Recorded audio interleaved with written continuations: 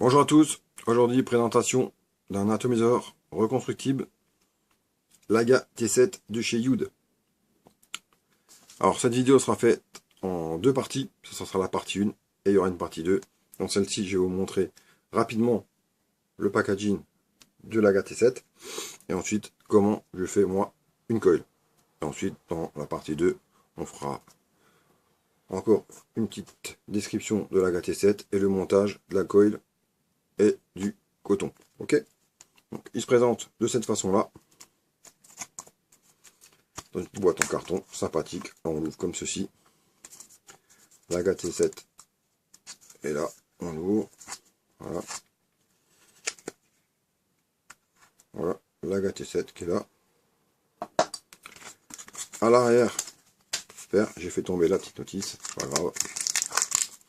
À l'arrière vous avez des pigeons en ring, une petite clé à laine, voilà, de la fibre et du cantal classique, hein. Surtout pas perdre, je vais ramasser la petite notice, voilà, une petite notice, voilà.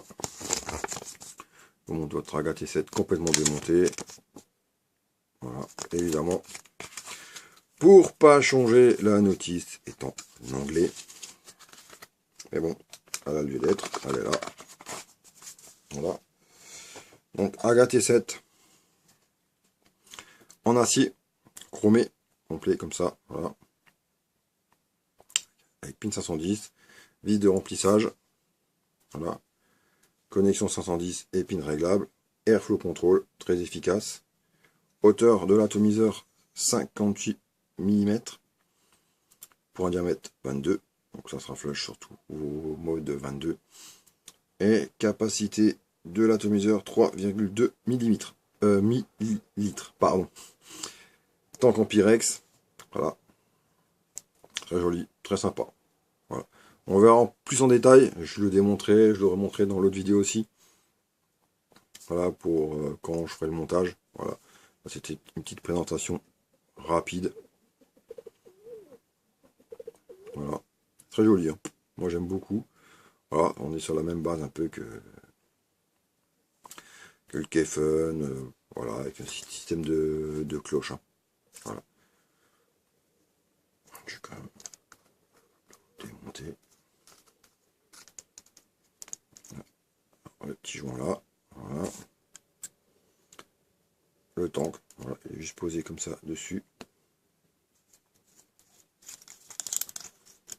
On enlève cette petite cloche là. Alors les filetages, pareil, nickel, hein, franchement. Voilà, là on est avec les 4 plots, voilà. Parce que c'est un atomiseur reconstructible single ou dual, donc ou une single sur les plots du bas et un dual sur les plots du haut. Voilà, on verra ça ensemble, hein, quand je ferai le montage. Moi je ferai un montage en dual. Voilà, et la petite cuve de récupération et la petite bague d'airflow, voilà, et le pin réglable là, très facile à démonter. Voilà, on monter la petite cloche, tiens du premier coup. La cloche est un petit peu plus crunchy, hein, voilà, un peu plus, mais sinon le reste c'est vraiment du beurre, vraiment nickel. Ça dessus, toujours peur de perdre le joint, voilà, ce qui va se produire d'ailleurs. Voilà, après on serre le tout, on enlève cette petite vis et on fait le remplissage. Voilà, présentation de Laga T7 rapide, hein. On le verra encore en détail dans l'autre vidéo.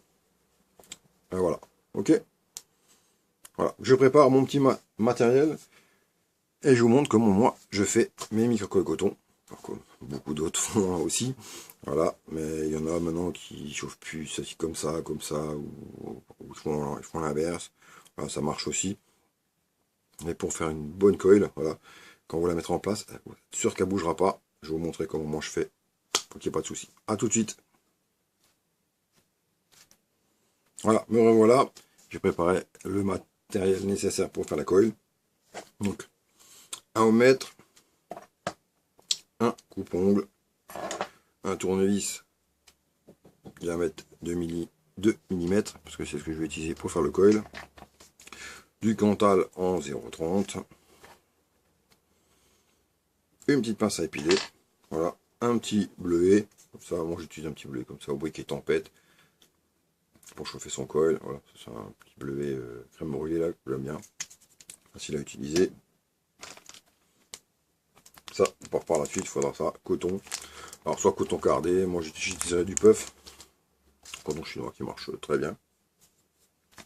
Donc là, c'est parti, donc je vous montre déjà ce qui devrait être obtenu à la fin. Voilà, mais on va en voir une ensemble. Voilà, parce qu'on va bien la voir. Voilà. On doit obtenir ça. Alors, on prend le Cantal, un bout de Cantal. Hein. Voilà, longueur à peu près 10-15 cm. Hein. Voilà, tranquille. Hein. Je vais d'abord le chauffer. Alors, pourquoi le chauffer? Le Cantal est des fois un petit peu ressort un peu. Donc, pour l'assouplir un petit peu et faciliter votre montage, voilà, on chauffe un petit peu comme ça. On enlève aussi. Voilà, c'est tout facile à faire. Voilà, sur cette longueur là, ça suffit. Ensuite, on va prendre le Cantal, on va bien le tirer. Voilà. Voilà, comme ceci. Ça bouge un peu. Voilà, et ensuite c'est prêt, on peut faire le montage. Donc, on va prendre. Super, je viens de perdre mon coil que je venais de faire avant. Magnifique. Donc, on va prendre comme ceci. On va mettre le Cantal. Et je vais faire 10 tours. Ok, 1, 2, 3, 4, 5, 6, 7, 8, 9 et 10. Voilà. Ensuite, moi j'ai un bout un peu trop long là. Tac. On va couper. Voilà.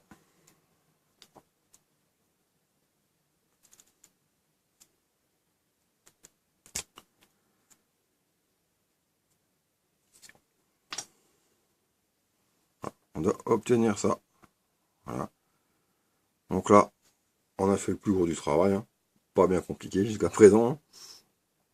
Voilà. Et ensuite, pour bien finir, pour bien souder les spires ensemble, moi je vais prendre la pince à épiler. Je vais bien les coller ensemble. Voilà. Comme ceci. Je vais bien les coller ensemble. Et remettre un petit coup de chauffe pour qu'ils soient bien soudés ensemble. Donc ça facilitera aussi le montage. Hein. Ça évitera que vos spires partent un peu dans tous les sens si vous tirez un peu. Voilà. Moi je la fais bien rougir. Hein. Voilà. Ouais, moi c'est bien rouge. Bon, on va laisser un petit peu.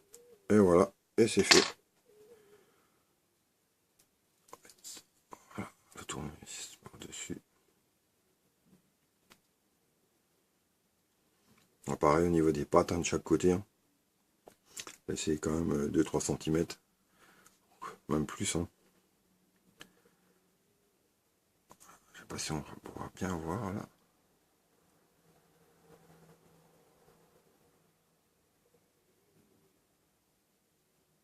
J'ai fait 10 tours. Hein. Voilà. Avec le Cantal, voilà ce qu'on doit obtenir pour vos coils. Voilà. Donc, prochaine étape dans la présentation, prochaine vidéo, présentation de la GAT T7, partie 2, où je ferai le montage de la coil avec le coton. Voilà. À plus tard. Ciao, bonne journée.